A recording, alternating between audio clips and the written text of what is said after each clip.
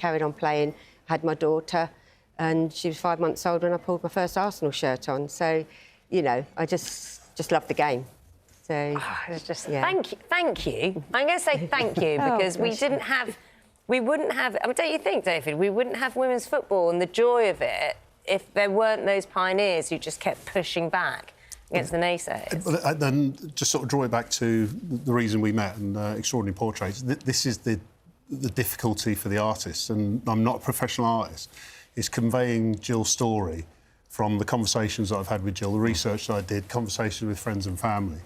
And I can't give away, obviously, the final image, but the story is very dark and very light, and it was trying to keep the balance in the final portrait. How did you do that? Watch the episode and you'll see the reveal. There's so many elements that you've got to fit into one portrait. Yeah, and I think, and I've tried to explain this to Gill, as the artist, I have to be true to myself, but I also have to convey and portray Gill and Gill's story. So the balance, I mean, she was there, you saw it in the clips there. When I had breakfast in the morning, Gill's painting was there, so every morning I'm sat down just looking at it going... But is it, like, to get in your head for that, because a lot of people won't know that you're an artist, either, you know, that you can do this stuff. You know, what goes through your mind? Is it a really conscious thing? I need to represent that element or that part of Gill's story? Well, the way that I paint, I normally do 3-day paintings. Right. I'll have something in my head, I have to get it on canvas, then I'll put it under the bed and that's it, gone. This was months.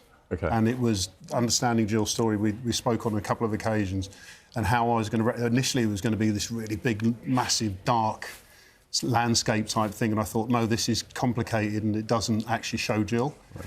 So the imagery in the final painting is a lot of what Gill... I missed out on one thing. Well, you can't tell us because... No, I can tell you. Oh, go on. Yeah. We like this. Jill grew up as a Chelsea supporter. Yes, I was Charlie Cook. The seven on my shirt. Did you try to play for Chelsea? They didn't have a team then, no. Well, there you go, they're lost. There you go, They're lost. And having said that, I was Charlie Cook, we only had male idols. We didn't have women. But now, the girls of today have the women to look up to and know that they can be if they wanted to. So it's great.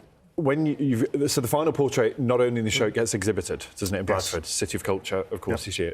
Is that an added element of pressure? I mean, not only putting it on national telly, but he's there on the wall. The biggest bit of pressure was the reveal, because the way the Extraordinary Portraits work, you have Gill and her friends and family.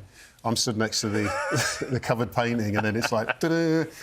And I'm not giving anything away, but everyone was describing what they thought I should be representing, and I'm stood there going... Have you got a good poker face? No, definitely not. So that would have been... No. Imagine if Gill was there and just went... Are you sure? Well, that's what I thought might happen. No. Yeah. But I mean, I have to go back to the point, and I love the fact that you thanked Gill. If it hadn't been for what Gill went through in '71, what she did as a pioneer for Arsenal women's team, we wouldn't celebrate women's football today. The celebration of women's football today should have happened 20 years ago. If not more. Yes. David James, artist, thank you so much. Gill Sayell, subject. And kind of hero for us on the sofa. No, not at all. Thank you so much. Thank you very much. And we'll watch, we can say, Extraordinary Portraits with Bill Bailey is on BBC One on Friday nights. And, of course, it's